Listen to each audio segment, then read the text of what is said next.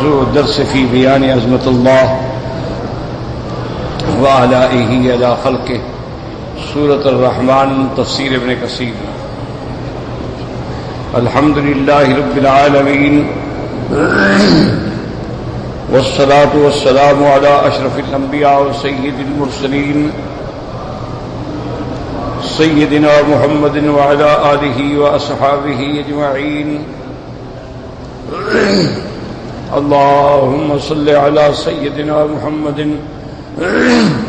وعلى آل سيدنا محمد كما صليت على إبراهيم وعلى آل إبراهيم في العالمين إنك حميد مجيد. أعوذ بالله من الشيطان الرجيم. بسم الله الرحمن الرحيم.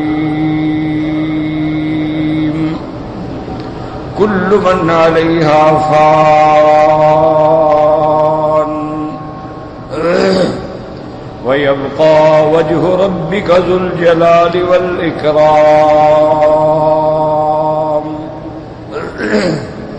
فبأي آلاء ربكما تكذبان. يسأله من في السماوات والأرض كل يوم هو في شأن. فبأي آلاء ربكما تكذبان. ولا بشيء من نعمة ربنا نكذب. اللہ تبارک و تعالی نے کلام مقدس میں ارشاد فرما دیا کل من علیہا فان، کہ جو بھی اللہ کی مخلوق ہے زمینوں میں آسمانوں میں سب نے جانا ہے، سب پہ موت ہے، سب پہ فنا ہے، صرف اسی کی ذات ہے تقدس لا يموت بل هو الحی الذی لا يموت ابدا. وہی ذات ہے جس پہ کبھی فنا نہیں، زوال نہیں، جس پہ کبھی موت نہیں. یہ صرف اللہ تبارک و تعالی کی ذات ہے. اسی لیے ارشاد فرما دیا کہ وَيَبْقَى وَجْهُ رَبِّكَ ذُو الجلال والإکرام. یہ میں نے عرض کر دیا تھا کہ اس سے مراد اللہ کی ذات ہے. کبھی وجہ کا لفظ استعمال ہوتا ہے لیکن مراد اللہ کی ذات ہوتی ہے. جیسے اللہ تبارک و تعالی نے فرمایا وَاصْبِرْ نَفْسَكَ مَعَ الَّذِينَ يَدْعُونَ رَبَّهُمْ بِالْغَدَاةِ وَالْعَشِيِّ يُرِيدُونَ وَجْهَهُ. اسی طرح تیسری آیت میں آتا ہے انما نطعمکم لوجہ اللہ لا نرید منکم جزاء ولا شکورا.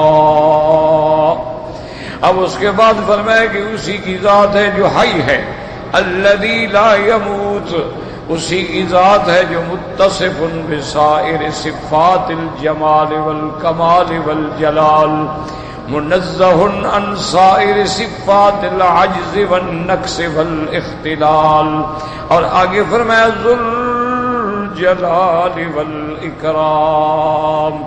یاد رکھیں ذو الجلال والاکرام کا معنی کیا ہے؟ حضرت ابن عباس رضی اللہ تعالیٰ عنہ فرماتے ہیں ذو الجلال والاکرام کا معنی ہے ذو العظمت والکبریاء، کہ عظمت والی ذات، کبریائی جس کو زیبا ہے. العظمت ازاری والکبریاء ردائی، اور کسی کی یہ صفت نہیں ہے. اس لیے اللہ تبارک و تعالی نے ارشاد فرما دیا کل من علیہا فان وَيَبْقَى وَجْهُ رَبِّكَ ذُو الْجَلَالِ وَالْإِكْرَامِ. اور آگے فرمایا فَبِأَيِّ آلَاءِ ربکما تکذبان، اے انس و جن، اللہ کی کون سی نعمت کو جھٹلاؤ گے کہ تمہیں زندگی دی ہے، پھر اللہ ہمیشہ والی زندگی عطا فرمائیں گے۔ موت کے بعد کی زندگی جو ہے وہ دائمی زندگی ہے، اور پھر اللہ تبارک و تعالی نے تمہیں اپنا بندہ بنایا، تمہیں ایمان کی دولت سے نوازا، تم اس رب کو مانتے ہو جو حی ہے، جو قیوم ہے، جو دائم ہے، جو باقی ہے۔ باقی میں نے عرض کر دیا تھا کہ لاکھ لوگ بہانے بنائیں، لیکن وہ یہ انکار نہیں کر سکتے ہیں کہ جن کو انہوں نے معبود بنایا ان پہ تو موت آ گئی، صرف اسی کی ذات زندہ ہے۔ تو ان آیات کے بعد یہ بھی اللہ کی ایک عظیم نعمت۔ اب فرماتے ہیں یسألہ من فی السماوات والارض کل یوم هو فی شأن۔ اب اللہ تبارک و تعالیٰ فرماتے ہیں یسألہ من فی السماوات، یہاں سے بیان فرما رہے ہیں کہ وہ باقی بھی ہے، وہ غنی بھی ہے، وہ کسی کا محتاج نہیں ہے، بلکہ ساری دنیا اس کی محتاج ہے۔ یسألہ من فی السماوات، من فی السماوات والارض، اسی سے مانگتے ہیں جو آسمانوں میں ہے اور جو زمین میں ہے۔ اب اس مسئلے کو سمجھیں اچھی طرح کہ سوال جو ہے وہ صرف اللہ کی ذات سے کیا جاتا ہے۔ ایک ہمیشہ یاد رکھیں کہ ندا ہے، استغاثہ ہے، سوال ہے، نظر ہے، نیاز ہے، سب اللہ کی ذات کے لیے۔ اسی لیے اللہ نے حکم دے ادعونی استجب لکم، مجھے پکارو میں تمہاری دعائیں سنوں گا، تمہاری حاجتیں پوری کر دوں گا۔ اسی طرح فرمایا اذا سألک عبادی انی فانی قریب، جب آپ سے بندے پوچھے میرے بارے میں تو بتا دو کہ رب تو بالکل قریب ہے۔ اجیب دعوت الداعی اذا دعان، میں دعا سنتا ہوں جب پکارنے والا مجھے پکارتا ہے۔ تو اللہ تبارک و تعالی جو ہیں قریب اور اقرب من حبل الورید، اور قریب کا معنی کیا مطلب؟ یعنی معیت علمی ہے کہ ہر چیز اس کے علم میں ہے۔ تو جب علم میں ہو تو پھر اس کا معنی یہ ہے کہ اس کی ذمہ داری، اس کی حفاظت، اس کی ہر چیز کا وہ المحافظ بھی ہے، نگران بھی ہے، نگہبان بھی ہے، اور اس چیز کے سنبھالنے والا، بنانے والا، رکھنے والا صرف اسی کی ذات۔ تو اس لیے یاد رکھیں کہ کوئی بھی، لیکن یہاں آسمانوں میں رہنے والوں کا ذکر پہلے آ گیا۔ بات سمجھیں کہ یہاں اللہ پاک نے فرمایا کہ یسألہ من فی السماوات والارض، اسی سے سوال کرتے ہیں جو آسمانوں میں ہیں اور زمینوں میں ہیں۔ اب آسمانوں میں ہمارا ایمان ہے کہ اللہ کے فرشتے ہیں، لیکن ہم نے تو نہیں دیکھے ہیں نا۔ اللہ تعالیٰ کے فرشتے ہیں اور آسمانوں میں تو کوئی جگہ ہی خالی نہیں۔ جیسے کہ صحیح حدیث مبارک میں آتا ہے کہ میرے آقا محبوب دو عالم صلی اللہ علیہ وسلم تشریف فرما تھے اور آپ نے آسمان کی طرف رخ فرمایا اور اس کے بعد فرمایا اتت السماء وحق لها ان تئتا، آسمان سے چرچراہٹ کی آواز آ رہی ہے اور آنی بھی چاہیے۔ حضرت نے فرمایا آنی بھی چاہیے، کیوں؟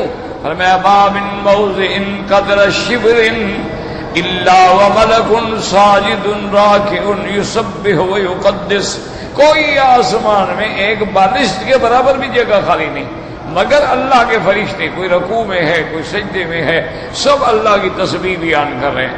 سبوح قدوس ربنا ورب الملائکۃ والروح۔ اور یاد رکھو فرشتے جو ہیں وہ صرف تسبیح و تقدیس نہیں کرتے بلکہ یستغفرون، جو مومن زمین میں ہیں ان کے لیے بھی بخشش مانگتے ہیں اللہ سے کہ میرا اللہ اپنے بندوں پہ رحم فرما دے، میرا اللہ اپنے بندوں کی خطائیں معاف فرما دے۔ اللہ تبارک و تعالیٰ سے مانگتے ہیں۔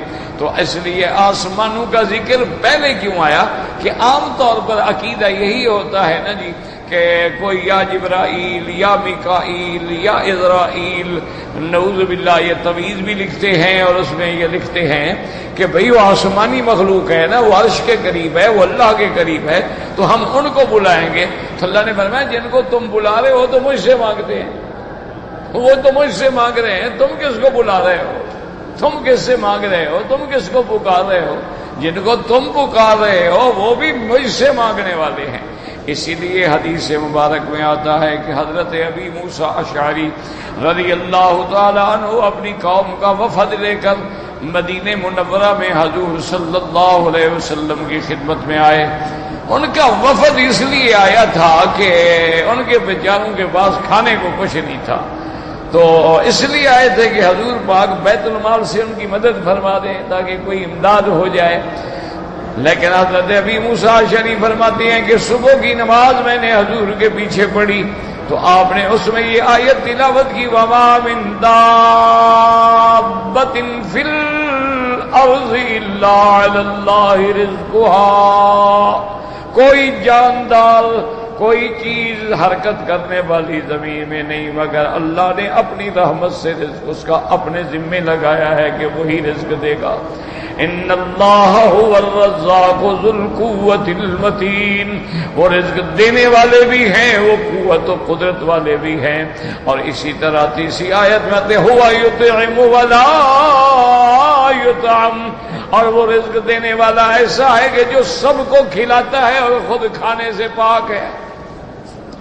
اس کی شان ہے کہ وہ ساری مخلوق کو کھلا رہے، لیکن خود اللہ تبارک و تعالیٰ کی ذات جو ہے وہ کھانے سے پاک ہے، وہ پینے سے پاک ہے۔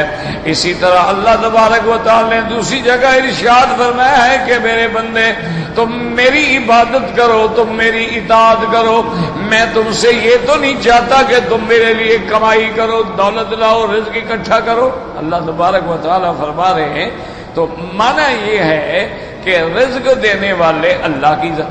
اب حضرت ابی موسیٰ اشعری نے نماز کے بعد اپنے ساتھیوں سے کہا چلو بھائی گھر چلیں۔ انہوں نے کہا اللہ کے بندے جس کام کے لیے آئے تھے، جس کام کے لیے آئے تھے تم نے حضور پاک کی خدمت میں درخواست ہی پیش نہیں کی کہ ہمارا حال خراب ہے اور ہمارے پاس کچھ نہیں، ہماری مدد کریں۔ اس نے کہا اللہ کے بندے جب اللہ نے وعدہ فرمایا ہے کہ دابہ کوئی جانور زمین میں ایسا نہیں مگر اس کا رزق میرے ذمے ہے، تو میری قوم جو ہے وہ کیڑے مکوڑوں سے تو کوئی بدتر نہیں ہے، پھر ہمارا رزق بھی اللہ کے ذمے ہے، ہم حضور سے کیوں سوال کریں؟ جب اللہ تبارک و تعالیٰ نے اپنے ذمے ایک چیز لے لی ہے تو پھر حضور صلی اللہ علیہ وسلم سے سوال کرنے کی کیا ضرورت ہے؟ لہذا چلو بس ہم اللہ تبارک و تعالیٰ سے سوال کریں گے، اللہ تبارک و تعالیٰ ہمارے لیے اسباب پیدا فرمائیں۔ اسی طرح روایات اسرائیلی میں یعنی کتب متقدمہ میں ایک واقعہ آتا ہے، اور آپ کو پتا ہے کہ جیسے سابقہ کتابیں ہیں اسرائیلیات ہیں، ان کا اعتبار نہیں ہوتا، لا نصدق ولا نکذب، نہ تو ہم کہہ سکتے ہیں سچ ہے نہ کہہ سکتے ہیں جھوٹ ہے۔ تو بہرحال اس میں ایک واقعہ لکھتے ہیں کہ ایک دن موسیٰ علیہ السلام نے اللہ تعالیٰ سے درخواست کی کہ یا اللہ ساری مخلوق کو آپ رزق دیتے ہیں، یہ جو بستی ہے نا اس بستی کا تو کم سے کم مجھے ذمہ دار بنا دے رزق دینے کا۔ اللہ نے فرمایا ٹھیک، چلو جی یہ بستی والے آپ کے ذمے۔ اب حضرت موسیٰ علیہ السلام نے بڑی محنت کی اور سروے کیا اور فرشتے بنائی کہ بھئی اس بستی میں کل کتنے گھرانے ہیں اور ہر گھر کے کتنے افراد ہیں اور ان کی کتنی ضروریات ہیں۔ تو سیدنا موسیٰ علیہ السلام نے حکم دیا، فرشتے بن گئیں اور اس کے مطابق پھر آپ نے سب کو راشن پہنچانا شروع فرما دیا۔ اور پھر حضرت موسیٰ علیہ السلام جو ہے یتفقد فی اللیالی، رات کو آپ گشت بھی فرماتے تھے کہ کوئی بندہ بھوکا تو نہیں رہ گیا۔ یہ تو آج ہے نا ہمارا حال ہے، آپ دیکھ رہے ہیں کہ جتنے بڑے لوگ ہیں وہ اپنا ہی پیٹ بھرتے جا رہے ہیں اور غریب مر رہے ہیں، خودکشی کر رہے ہیں، بچے بیچ رہے ہیں، بھوکے مر رہے ہیں۔ اور بڑے لوگ ان کے تو کان پہ جوں تک بھی نہیں رینگتی نا. یعنی اتنا افسوس ہوتا ہے حالات دیکھ کر کہ بھئی ہمارے بڑے بڑے لوگ جو ہیں ان کی ایک رات کا جو خرچہ ہے اگر وہ دے دیں تو کم از کم ایک مہینے کے لیے ایک خاندان کو کافی ہے.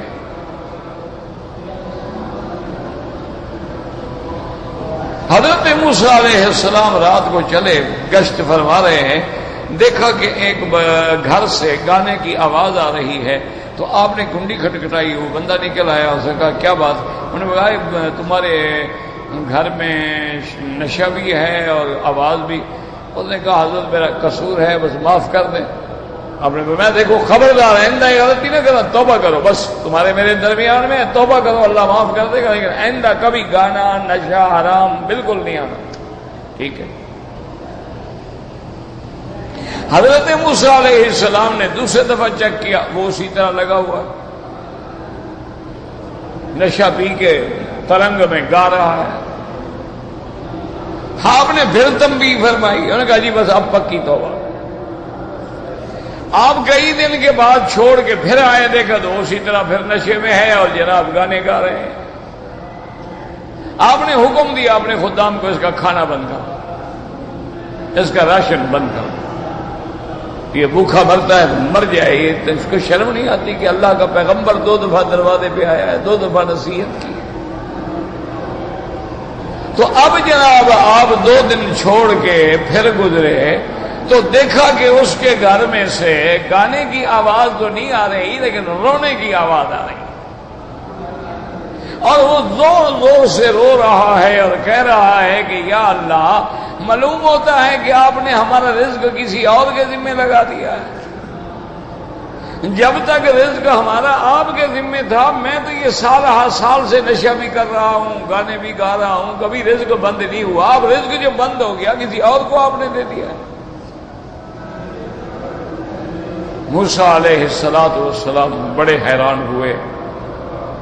دل میں خیال آیا کہ بات تو یہ ٹھیک کہہ رہا ہے, اللہ تو ہر بندے کو دے رہا ہے, کافر کو بھی دیتا ہے, ہندو کو بھی دیتا ہے, وہ تو فاسق کو بھی دیتا ہے, فاجر کو بھی دیتا ہے, گناہگاروں کو بھی دیتا ہے.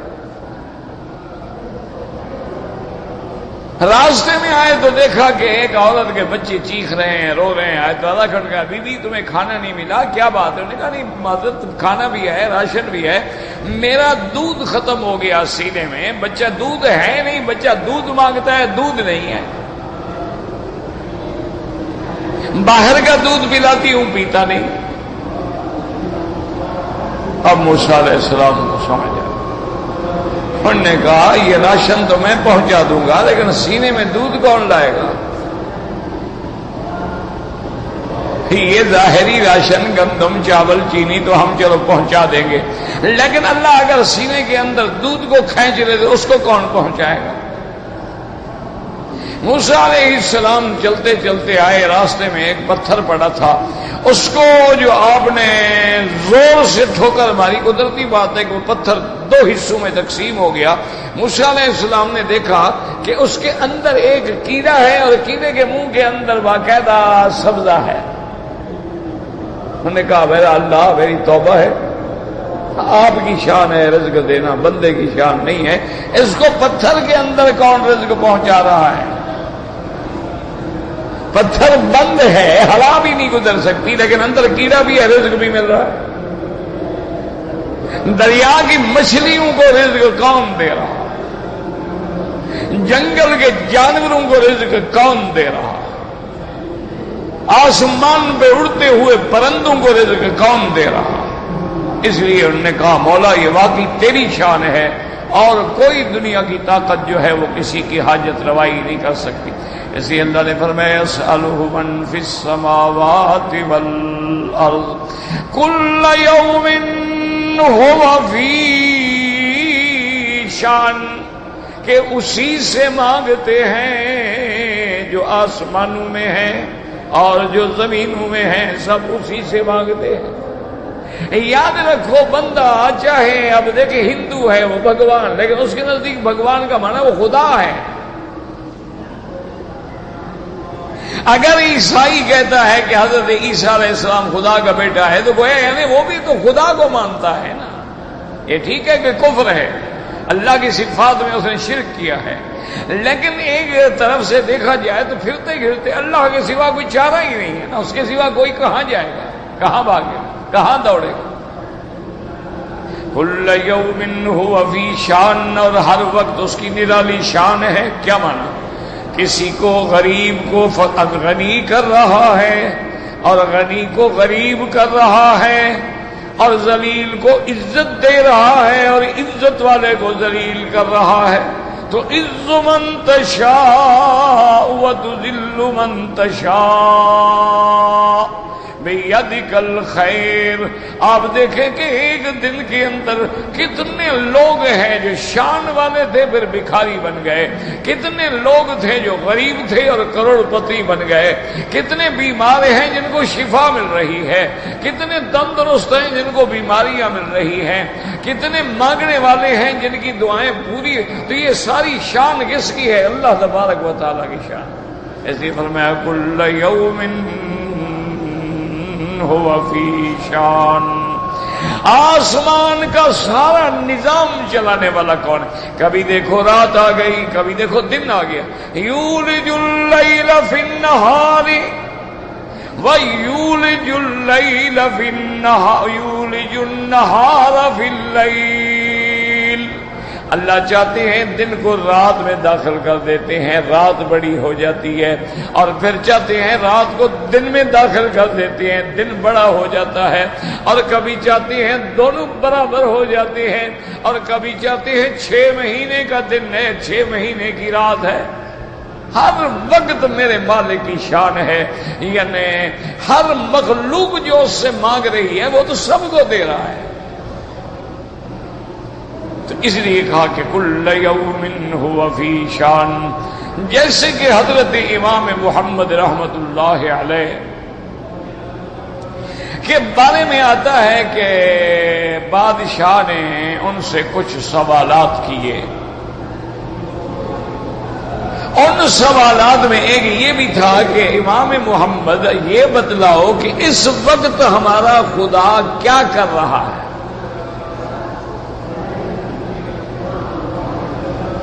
ادھر امام محمد سمجھ گئے، انہوں نے کہا یہ تو بس ویسے تو سوال ہی غلط ہے، کسی کو کیا حق پہنچتا ہے کہ اللہ کے بارے میں پوچھے.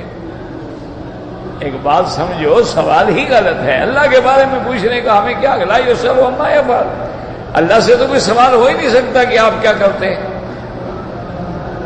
مخلوق سے سوال ہوتا ہے، وہ جو چاہے جیسا چاہے جب چاہے. لیکن وہ سمجھ گئے کہ بھئی اب ان کو جواب تو دینا ہے نا. جیسے ابراہیم علیہ السلام نے نمرود سے کہا تھا کہ ربی الذی یحیی و یمیت، میرا وہ رب ہے جو مارتا ہے جو جلاتا ہے. اور نے کہا کوئی بڑی بات ہے، انا احیی و امیت، میں بھی مارتا ہوں میں بھی جلاتا ہوں. انہوں نے کہا دیکھو اس بندے کو سزائے موت ہو گئی. میں نے کہا جاؤ بری. تو میں نے ایک مردہ کو زندہ کر دیا، اور میں نے کہا اس کو سزائے موت دے دو. تو اس زندہ کو مردہ کر دیا تو میں بھی کر سکتا ہوں. تو ابراہیم علیہ السلام سمجھ گئے کہ اس کے دماغ میں بات آئی ہی نہیں ہے، یہ سمجھ ہی نہیں سکا. زندہ کرنا اور موت دینا جو ہے یہ تو کوئی آدمی کسی کو ڈنڈا مارتے وہ مر جائے تو اس کا معنی یہ موت دینے والا ہے. یہ تو ایک سبب ہے، موت تو اللہ نے دی ہے نا. تو اب حضرت ابراہیم علیہ السلام نے اس سے پھر وہ سوال پوچھا جو لوگوں کو بھی اپیل کرے اور اس کے دماغ کو بھی لگے. آپ نے فرمایا فَإِنَّ اللَّهَ يَأْتِي بِالشَّمْسِ مِنَ الْمَشْرِقِ فَأْتِ بِهَا مِنَ الْمَغْرِبِ، کہ میرا اللہ جو ہے وہ سورج کو مشرق سے نکالتا ہے. ایسا کرو کہ تم آج مغرب سے نکال دو. فَبُهِتَ الَّذِي كَفَرَ، اب کافر حیران رہ گیا حق کا کہ بھی اب کون سورج کے قریب کون جائے اور کیسے نکالے اس کو. تو اس سے کوئی جواب نہ بن پڑا. تو اس لیے امام محمد رحمت اللہ علیہ نے بھی سمجھا کہ اگر میں ان کو ٹال دوں تو پھر بھی ٹھیک نہیں ہے. انہوں نے کہا کہ بادشاہ سلامت آپ نے پوچھا ہے اللہ کے بارے میں، اللہ کی ذات بڑی عظیم ہے، تو اس کے جواب دینے کے لیے پھر آپ کو میری ایک بات ماننی پڑے گی. انہوں نے کہا کیا بات ہے؟ انہوں نے کہا جی آپ اپنی کرسی سے نیچے آ جائیں اور میں آپ کی کرسی پہ بیٹھ کے پھر خدا کے بارے میں جواب دوں گا. بادشاہ نے کہا ٹھیک ہے. بادشاہ اتر کے نیچے آ گئے. امام محمد آپ کی کرسی پہ بیٹھ گئے. آپ نے فرمایا آپ پوچھو کیا سوال ہے؟ انہوں نے کہا اس وقت خدا کیا کر رہا ہے؟ انہوں نے کہا یہی تو کر رہا ہے، غریب کو کرسی پہ بٹھا دیا، بادشاہ کو نیچے بٹھا دیا، یہی کر رہا ہے. تو اب ان کو بھی بات سمجھ آ گئی. تو یاد رکھو کہ کل یوم ہوا فی شان، کیا مانا؟ کسی کو غنی کر دیتی ہیں تو تل ملک من تشاء،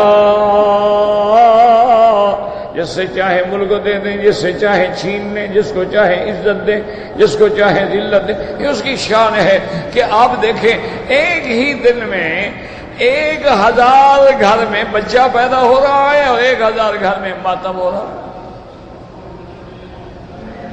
یہ اس کا نظام ہے.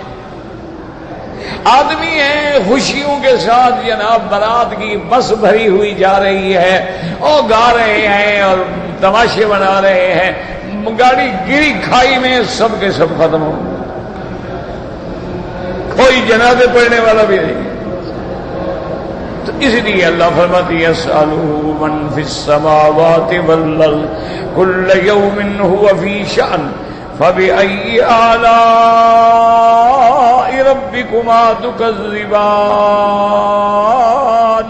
قال المؤلف المفسر رحمه الله تعالى يخبر تعالى ان جميع اهل الارض سيذهبون يموتون اجمعون.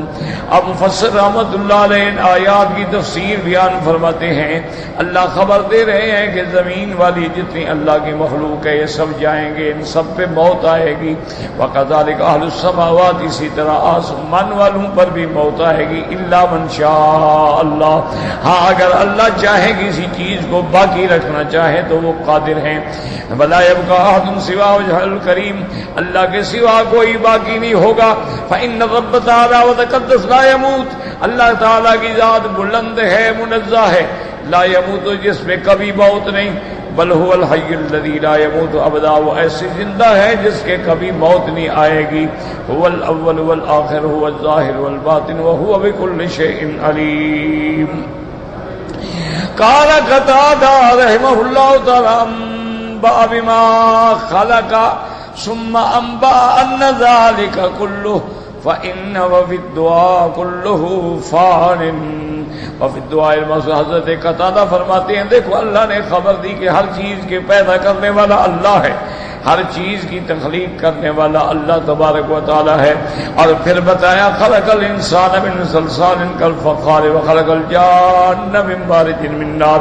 اب یہ بھی بتا دیا کہ وہ پیدا کرنے والا بھی ہے، وہ مارنے والا بھی ہے، وہ فنا کرنے والا بھی ہے. جیسے کہ وہ دعا الماسور ہے، حضور پاک کی دعا مبارک ہے جو حضور صلی اللہ علیہ وسلم مانگتے تھے. یا حی یا قیوم یا بدیع السماوات والارض یا ذا الجلال والاکرام لا الہ الا انت برحمتک استغیث برحمتک نستغیث اصلح لنا شأننا کلہ ولا تکلنا الى انفسنا طرفت عین ولا الى احد من خلقک. حضور پاک اللہ سے دعا مانگتے یا حی یا قیوم یا بدیع السماوات، اے ہمیشہ زندہ قائم سب کو سنبھالنے والے اور آسمانوں اور زمینوں کے پیدا کرنے والے، عزت و عظمت و کبریا کے مالک، لا الہ الا انت، کوئی معبود برحق نہیں مگر آپ. برحمتک نستغیث، ہم آپ کی رحمت کے ساتھ مدد پکڑتے ہیں. اصلح لنا شأننا کلہ، ہمارے سارے امور درست فرما دے. ولا تکلنا الی انفسنا طرفت عین، یا اللہ ہمیں اپنے نفس کے حوالے نہ کر دینا. ولا الی احد من خلقک، اور ہمیں کسی بندے کے بھی حوالے نہ کر دینا. ہمارے سارے معاملات جو ہیں اپنی رحمت کے ساتھ سر انجام فرما دے. وقال الشافعی اذا قرأ كل من علیہ فالناس جلال والاکرام. حضرت امام شافعی رحمت اللہ علیہ فرماتے ہیں جب تم قرآن پڑھ رہے ہو، جب یہ آیت پڑھو کل من علیہا فان ویبقا، وَيَبْقَى وَجْهُ رَبِّكَ ذُو الْجَلَالِ وَالْإِكْرَامِ۔ وہ فرماتے ہیں كُلُّ مَنْ عَلَيْهَا فَانٍ، اس پہ چپ نہ کرو، آگے بھی پڑھو، كُلُّ مَنْ عَلَيْهَا فَانٍ وَيَبْقَى وَجْهُ رَبِّكَ ذُو الْجَلَالِ وَالْإِكْرَامِ۔ بہادر آیت کو قوله تعالی كُلُّ شَيْءٍ هَالِكٌ إِلَّا وَجْهَهُ۔ اب مفسر فرماتے ہیں یہ آیت بھی اسی طرح ہے جیسے اس آیت میں اللہ پاک نے فرمایا کہ ہر چیز قابل ہلاک ہے مگر اسی کی ذات۔ وقد نعت تعالی وجہ الکیفیات آیت الکریم انہ ذو الجلال والاکرام اے هو اہل ان یجل فلا یعصى۔ اب مفسر رحمۃ اللہ علیہ فرماتے ہیں کہ اس آیت میں اللہ نے اپنی شان فرمائی ذو جلال والاکرام، کیا معنی؟ یعنی اسی کی عزت و عظمت کا اقرار کرو، اسی کی تنزیہ و تقدیس کرو اور اس کی نافرمانی نہ کرو، وَأَن يُطَاعَ فَلَا يُخَالِفْ، اسی کی اطاعت کرو، اللہ کے حکم پہ چلو اور اللہ کی کبھی نافرمانی نہ کریں، جیسے اللہ نے حکم دیا وَاصْبِرْ نَفْسَكَ مَعَ الَّذِينَ يَدْعُونَ رَبَّهُمْ بِالْغَدَاةِ وَالْعَشِيِّ يُرِيدُونَ وَجْهَهُ۔ اللہ نے فرمایا میرا بدری آپ ان لوگوں کے ساتھ رہیں، انہی کے ساتھ زندگی گزاریں جو ہر وقت اللہ کی ذات کو چاہتے ہیں، آپ مشرکین کے کہنے میں نہ آئیں، آپ اپنے صحابہ کے ساتھ رضوان اللہ علیہم اجمعین کے ساتھ زندگی گزاریں۔ وَقَوْلِهِ تَعَالَى اخبارا عن المتصدقین، اور اللہ نے فرمایا ان لوگوں کے بارے میں جو اللہ کے لیے خیرات کرتے ہیں، انما نطعمکم لوجہ اللہ،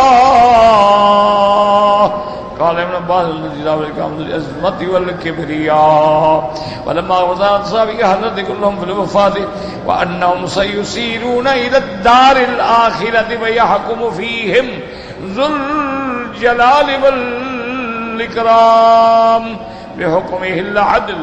اللہ پاک نے خبر دی کہ ساری زمین والے جو بھی ہیں سب برابر ہیں، سب پہ وفات آئے گی اور سارے آخرت کی طرف جائیں گے، اور پھر اللہ تبارک و تعالیٰ قیامت والے دن اللہ پاک اپنی مخلوق کے درمیان عدل سے انصاف فرمائیں گے، اللہ تبارک و تعالیٰ سب کو اس کے بارے میں جزا دیں گے۔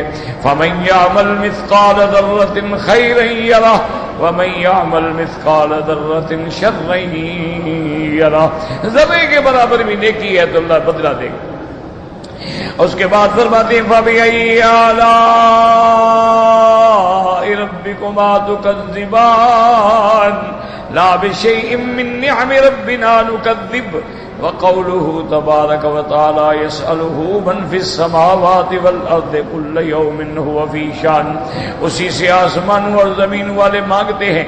وَهَذَا إِخْبَارٌ عَنْ غِنَاهُ عَمَّا سِوَاهُ، اس میں خبر ہے کہ اللہ کی ذات جو ہے وہ غنی ہے، ساری مخلوق اس کی محتاج ہے، اللہ کو کسی کی ضرورت نہیں ہے۔ وَإِفْتِقَارَ الْخَلَائِقِ إِلَيْهِ فِي جَمِيعِ الْآنَاتِ، اور مخلوق ہر کام میں ہر حال میں اس کی محتاج ہے۔ وَأَنَّهُمْ يَسْأَلُونَهُ بِلِسَانِ حَالِهِمْ وَقَالِهِمْ، اور اللہ کی ہر مخلوق جو ہے وہ لسان قال سے بھی مانگتی ہے، لسان حال سے بھی مانگتی ہے۔ وَأَنَّهُ كُلَّ يَوْمٍ هُوَ فِي شَأْنٍ قَالَ الْأَعْمَشُ مُجَاهِدٌ عُبَيْدُ بن عُمَيْرٍ كُلَّ يَوْمٍ هُوَ فِي شَأْنٍ کا کیا معنی؟ یعنی من شأنه أن يجيب داعيا أو يعطي سائلا، یہ اس کی شان ہے کہ پکارنے والے کی دعا سنے، مانگنے والے کو عطا فرمائے، او یفک آنیا او یشفی سقیما، قیدیوں کو رہائی دے، بیماروں کو شفا دے۔ وقال ابن ابی رجیح عن مجاہد قال کل یوم هو یجیب الداعی ویکشف کربا ویجیب مضطرا یغفر ذنبا۔ حضرت مجاہد فرماتی ہیں کہ وہ ہر دن ہر گھڑی میں پکارنے والے کی پکار سنتے ہیں اور مصیبت والوں کی مصیبتوں کو رفع فرماتے ہیں، اور جو مضطر اور پریشان ہیں ان کی حاجتیں پوری فرماتے ہیں، اور جو گناہگار معافی مانگتے ہیں ان کے گناہوں کو معاف فرماتے ہیں۔ وقال قتادہ لا يستغني عنه اهل السماوات والارض يحيي حيا ويميت ميتا ويحيي صغيرا ويفوق كثيرا۔ حضرت قتادہ فرماتے ہیں آسمان اور زمین میں کوئی نہیں جو اللہ کا محتاج نہ ہو، یہ اسی کی شان ہے، وہ چاہے تو زندہ کرتا ہے اور چاہے تو موت دیتے ہیں، اسی کی شان ہے جو چھوٹے بچے کو بھی پالتے ہیں اس کے بھی پالنہار ہیں، وَيَفُكُّ أَسِيرًا اور قیدیوں کی فریاد سن کے ان کو بھی رہائی دیتے ہیں، وَهُوَ مُنْتَهَى حَاجَاتِ الصَّالِحِينَ وَسَيِّ قَوْمٌ مُنْتَهَى شِكْوَاهُمْ، اسی کی ذات ہے جو تمام صالحین کی پکار کے سننے والے، ان کی حاجات کو پورا کرنے والے ہیں، اور ان کی فریادوں کے، ان کے شکوہ کو سن کے ان کی دعائیں دینے والے ہیں۔ قال ابن ابي حاتم حدثنا ابي قال حدثنا ابو اليمان الهمسي قال حدثنا جرير بن عثمان سوير جبلة الفزاري قال ان ربكم كل يوم في شان يطلقا ويقطع رقابا ويقام عقابا، انہوں نے فرمایا کہ تیرے رب کی ہر وقت ایک نرالی شان ہے، کسی کو آزاد کر رہے ہیں اور کسی کو دے رہے ہیں اور کسی کو عذاب میں ڈال رہے ہیں، كل يوم هو في شان۔ وقال ابن جرير حدثني عبد الله بن محمد بن عمرو الغزي قال حدثني ابراهيم بن محمد بن يوسف عن يوسف الفريابي قال حدثني عمرو بن بكر السكسكي قال حدثنا الحارث بن عبد بن رياح الغساني عن أبيه عن منيب بن عبد الله بن الهدي النبي قال تلا رسول الله ثم هذه الآية كل يوم هو في شأن فقلنا یا رسول اللہ ماذا کا شان، کہتے ہیں ہم نے حضور پاک سے پوچھا کہ یا رسول اللہ شان سے کیا مراد ہے؟ آپ نے فرمایا یغفر ذنبا فرج کربا، کہ وہ گناہوں کو معاف کرتے ہیں، مصیبتوں کو کھول دیتی ہیں، ویرفع قوما ویذر آخرین، کسی قوم کو اونچا کر دیتے ہیں، کسی قوم کو ذلت میں ڈال دیتے ہیں۔ وقال الربيعات حدثنا ابي قال حدثنا الشام انبار سليمان بن احمد الواسطي قال حدثنا الوزير بن سبيع الثقفي ابو روح الدمشقي والسياق لهشام قال سمعت يونس بن ميسرة بن حليس يحدث عن الدرداء عن ابي الدرداء رضي الله عليهم عن النبي صلى الله عليه وسلم قال الله عز وجل كل يوم هو في شأن قال من شان یغفر ذنبا ويفرج کربا يرفع قوما ويذر آخرین، آپ نے فرمایا اللہ کی شان ہے، وہ چاہتے ہیں کسی کے گناہ معاف کر دیتے ہیں اور کسی کی مصیبتوں کو کھول دیتے ہیں، کسی قوم کو اونچا کر دیتے ہیں اور کسی قوم کو ذلت کے گڑھے میں ڈال دیتے ہیں۔ وقد روى ابن اسحاق من طرق متعددة عن هشام بن بالبي مساق حديث بالوليد بن الشيعة عن وزير بن سبيح قال ورد فيما علقه الوليد بن مسلم من مطرف الشعبي عن ام الدرداء عن ابي الدرداء رضي الله عنه النبي صلى الله عليه وسلم وقال صحيح البيان السادس الاول قلت وقد روى موقوفا كما علقه البخاري رحمه الله بصيغه الجزم وجعل من کلام الدرداء واللہ اعلم۔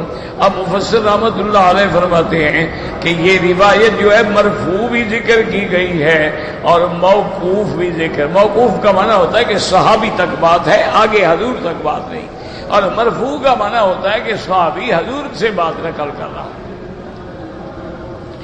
امام بخاری رحمۃ اللہ علیہ نے اپنی تعلیقات میں صیغہ یعنی یقین سے یہ بات لکھی ہے کہ یہ ابی الدرداء کا اپنا کلام ہے، موقوف ہے، مرفوع نہیں ہے۔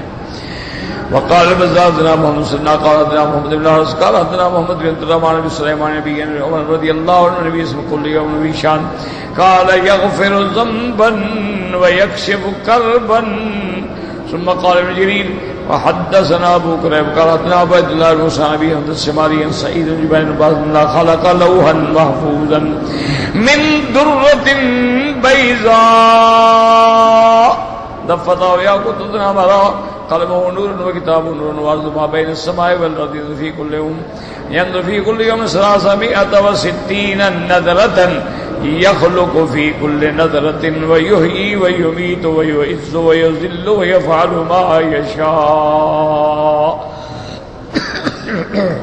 ابن جریر رحمت اللہ علیہ نے سند کے ساتھ یہ روایت نقل کی ہے۔ حضرت ابن عباس رضی اللہ تعالیٰ عنہ فرماتے ہیں ان اللہ خلق لوحا محفوظا، اللہ نے بہت بڑی تخت بنائی اور من درۃ بیضاء سفید موتی سے، دفتاہ یاقوتۃ حمراء اس کے کنارے جو ہیں وہ سرخ یاقوت سے ہیں، قلمہ نور اللہ کی قلم اس کی جو لکھا جسے وہ بھی نور ہے، وکتابہ نور کتاب بھی نور ہے، وارضہ ما بین السماء والارض اور وہ کتاب اتنی بڑی ہے کہ آسمان و زمین کے برابر اس کا عرض ہے، ينظر فيه كل يوم 360 نظرة. اللہ تبارک و تعالیٰ 360 نظر فرماتے ہیں. یخلق فی کل نظرۃ، ہر دفعہ اللہ چاہتے ہیں پیدا فرماتے ہیں، اللہ چاہتے ہیں زندگی دیتے ہیں، اللہ چاہتے ہیں موت دیتے ہیں، اللہ چاہتے ہیں عزت دیتے ہیں، اللہ چاہتے ہیں ذلت دیتے ہیں. وَيَفْعَلُ مَا يَشَاءُ، اور وہ کرتے ہیں جو چاہتے ہیں، کیونکہ وہی فعال لما یرید ہے، یہ اس کی شان ہے. واللہ اعلم.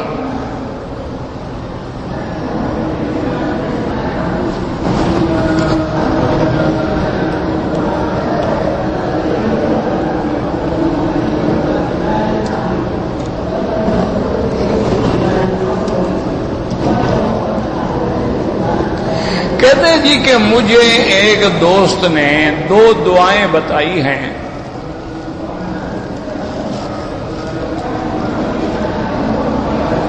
کہ تم نماز میں تشہد میں درود شریف پڑھنے کے بعد یہ 2 دعائیں پڑھا کرو تو اللہ تبارک و تعالی تمہاری پریشانیاں جو ہیں وہ ختم ہو جائیں گی.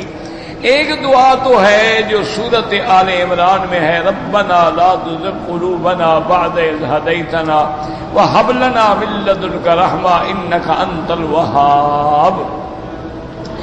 اور ایک دعا ہے کہ ربنا ہب لنا من ازواجنا وذریاتنا قرۃ اعین واجعلنا للمتقین اماما.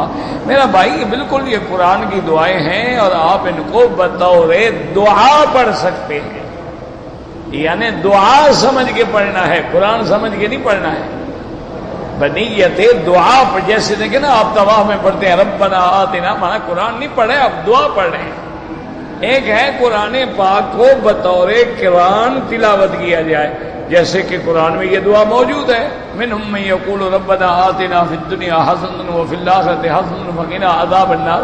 اور ایک ہوتا ہے کہ ہم اسی آیات کو بطور دعا پڑھ رہے ہیں نہ بطور قرآن کے منزل کے.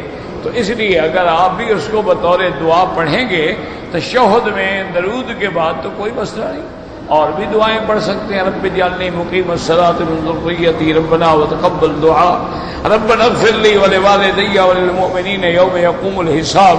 اللهم اني اعوذ بك من عذاب القبر واعوذ بك من فتنة المسيح الدجال واعوذ بك من فتنة المحيا وفتنة الممات واعوذ بك من المأثم والمغرم وغلبة الدين وقهر الرجال. اللهم انی ظلمت نفسی ظلما کثیرا لا یغفر الذنوب الا انت فاغفر لی مغفرة من عندک وارحمنی انک انت الغفور الرحیم. کوئی بھی دعا مانگے کوئی منع نہیں.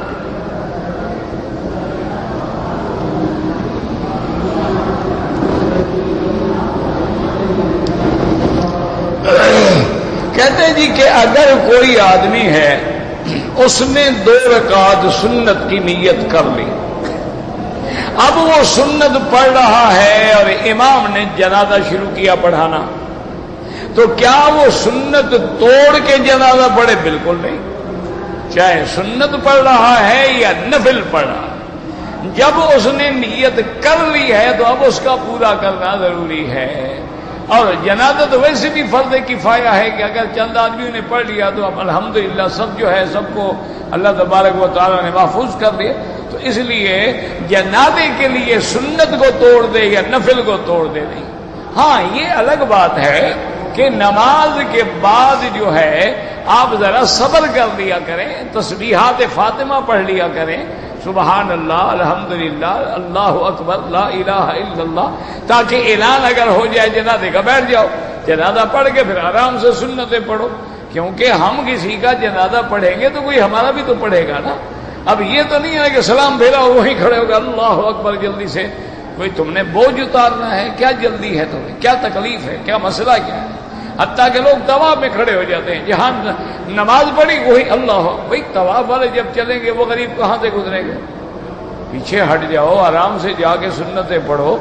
اور اگر سنتیں شروع کر دی ہیں تو جنازے کے لیے توڑ نہیں سکتے. واللہ اعلم.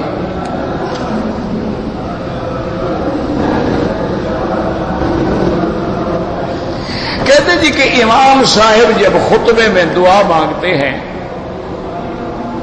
تو دعا میں ہمیں ہاتھ اٹھا کے آمین کہنا چاہیے؟ بالکل نہیں۔ خطبہ جمعہ تو اتنا سخت حکم ہے کہ بالکل کسی غیر آدمی غلطی کر رہا ہے اس کو غلطی سے روکنے کے لیے بھی اشارہ نہ کرو۔ اگر کوئی دوسرا آدمی بات کرے اس کو یار چپ کرو تو تمہارا ثواب بھی ختم ہو گیا۔ یعنی امر بالمعروف اور نہی عن المنکر جیسا اہم فریضہ جو ہے وہ بھی جمعہ کے وقت منع ہے۔ آپ جمعہ میں ہیں بس خاموشی کے ساتھ خطبہ سنیں، نہ کوئی حرکت کریں اور نہ کسی کو اشارے کریں، نہ باتیں کریں بالکل۔ اور جب امام دعا کہہ رہا ہے نہ ہاتھ اٹھائیں نہ آمین کہیں زور سے، ہاں دل میں تصور کر لیں کہ اللہ ان کی دعاؤں کو قبول فرما لے اور دل میں تصور کر کے آمین کہتے رہیں، لیکن زبان سے نہ آمین کہنا ہے اور نہ ہاتھ اٹھانے ہیں بالکل۔ اب دوسرا سوال یہ ہے، وہ کہتا ہے جی کہ دعا ہاتھ اٹھا کے مانگنی چاہیے یا بغیر ہاتھ اٹھائے؟ دونوں طریقے جائز ہیں۔ بغیر ہاتھ اٹھائے ہوئے بھی اگر آپ نے سلام پھیرا، نماز پڑھ لی، فارغ ہو گئے، اللہم لا مانع لما اعطیت ولا معطی لما منعت ولا راد لما قضیت ولا ينفع ذا الجد منک الجد، اللہم انت السلام منک السلام تبارک و تعالی یا ذا الجلال والاکرام، ہاتھ نہیں اٹھائے کوئی بات نہیں۔ اور اگر ہاتھ اٹھائے ہیں تب بھی کوئی بات نہیں، کیونکہ دوسری حدیث مبارک میں آتا ہے کہ اللہ تبارک و تعالیٰ فرماتے ہیں کہ میرا بندہ جب ہاتھ اٹھاتا ہے مجھے حیا آتی ہے ان یردہما صفرا، کہ میں ان کو خالی لوٹا دوں، تو میری شان کریمی کے خلاف ہے۔ تو ہاتھ اٹھانا بھی ثابت ہے، ہاتھ نہ اٹھانا بھی ثابت ہے، اور نماز استسقاء میں تو اتنا مبالغے سے ہاتھ اٹھانا بھی ثابت ہے کہ بغلوں کی سفیدی بھی نظر آ گئی۔ تو یہ سارے مختلف طریقے ہیں، یہ بلا وجہ لوگوں نے ان کو جھگڑا بنا دیا ہے۔ کسی نے ہاتھ اٹھانے کی قسم کھائی ہے کہ اٹھانا ہی نہیں، اور کسی نے قسم کھائی ہر نماز کے بعد 3 دفعہ ہاتھ اٹھائیں گے، ان کو ایک دعا پر اعتبار ہی نہیں، وہ 3 دفعہ دعا کریں گے۔ یہ تو ضد ہے، کبھی اٹھا لو کبھی نہ اٹھاؤ، کبھی مانگ لو کبھی نہ مانگو۔ تو تاکہ تمام احادیث رسول اللہ پر حضور صلی اللہ علیہ وسلم نے ہاتھ اٹھائے بھی ہیں اور آپ نے ہاتھ نہیں بھی اٹھائے، حضور صلی اللہ علیہ وسلم کے صحابہ نے بھی ہاتھ اٹھائے بھی ہیں اور ہاتھ نہیں بھی اٹھائے۔ تو یہ کوئی ایسے مسائل نہیں ہیں کہ جن پر بلا وجہ آدمی جھگڑے کرے، اختلاف کرے۔ اس وقت امت کو اتحاد کی ضرورت ہے، نہ کہ افتراق کی ضرورت ہے۔ ہمیشہ یاد رکھو، امت کو جوڑنے کی ضرورت ہے، نہ کہ توڑنے کی ضرورت ہے۔ ہر حال میں آپ کوشش کریں۔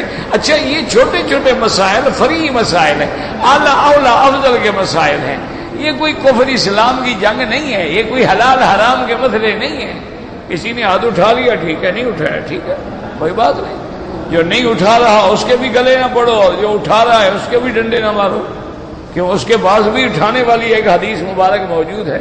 ہاں حضور پاک نماز فرض کے بعد دعا مانگتے تھے لیکن ہاتھ نہیں اٹھا۔ حضور صلی اللہ علیہ وسلم فرض نمازوں کے بعد دعا مانگتے تھے اور سب صحابہ مانگتے تھے لیکن ہاتھ نہیں اٹھاتے۔ اگر اکیلے مانگتے تو پھر ہاتھ اٹھاتے۔ تو بہرحال لیکن ہاتھ اٹھانا چونکہ ثابت ہے تو لہذا بعض ائمہ نماز کے بعد چونکہ دعا منظور ہوتی ہے، مقبول ہوتی ہے، اور ہاتھ اٹھانا بھی ثابت ہے تو لہذا وہ ہاتھ اٹھانا بدعت تو نہ ہوا۔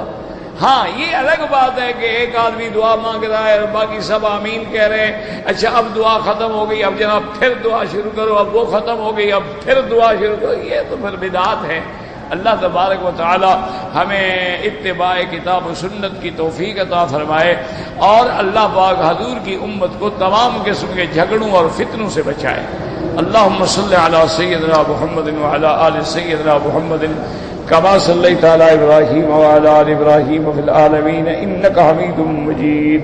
بسم اللہ ما شاء اللہ لا قوة الا باللہ، بسم اللہ ما شاء اللہ لا یصرف السوء الا اللہ، بسم الله ما شاء الله، ما شاء الله لا يسوق الخير إلا الله، بسم الله ما شاء الله ما كان من نعمة فمن الله، بسم الله ما شاء الله لا حول ولا قوة إلا بالله، اللهم لك الحمد إليك المشتكى وأنت المستعان، لا حول ولا قوة إلا بالله، لا حول ولا قوة إلا بالله العلي العظيم، لا حول ولا قوة إلا بالله العلي العظيم، لا ملجأ ولا منجأ منه إلا إليه، لا حول ولا قوة إلا بالله العلي العظيم، لا ملجأ ولا منجأ منك إلا إليك، لا حول ولا قوة إلا بالله العلي العظيم، لا ملجأ ولا منجأ من الله إلا إليه.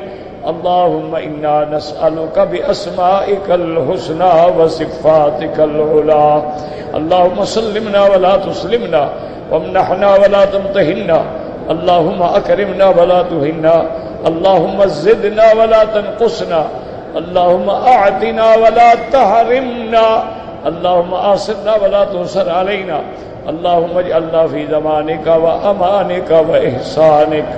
اللهم إنا نسألك من الخير كله عاجله وآجله ما علمنا منه وما لم نعلم، اللهم إنا نعوذ من شر كله عاجله وآجله ما علمنا منه وما لم نعلم. وصلى الله تعالى على خير خلقه سيدنا محمد وعلى آله وأصحابه أجمعين.